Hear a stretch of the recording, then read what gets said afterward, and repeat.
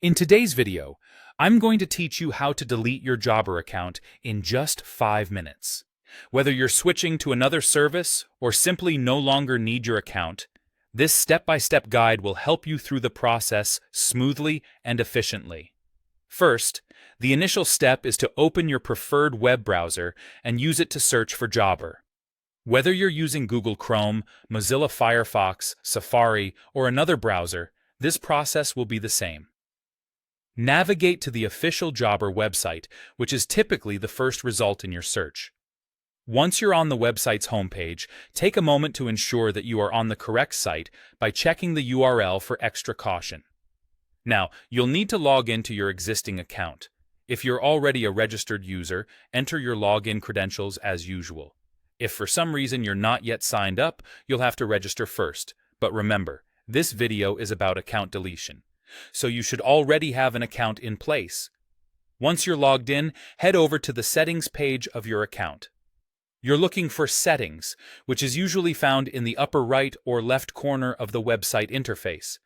From there, you will want to navigate to the Account and Billing section. This is the place where you can manage your subscription details.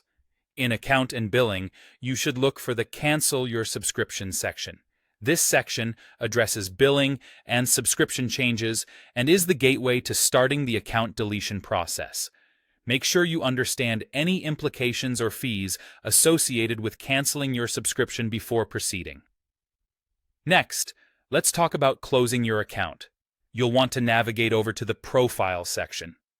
This might be under a tab or a header, but should be easy to locate once you're in the settings area. The option you seek is Close Account. Tap on Close Account if you see this option visibly displayed. However, if you don't see the Close Account button or it's grayed out, you may need to contact Jobber's customer support for further assistance. Companies sometimes prefer direct communication to ensure that you're ready to close your account and to possibly offer assistance that might convince you to stay.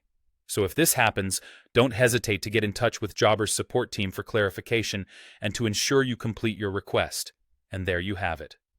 You've now learned how to navigate and close your Jobber account. Thank you for following along with this guide.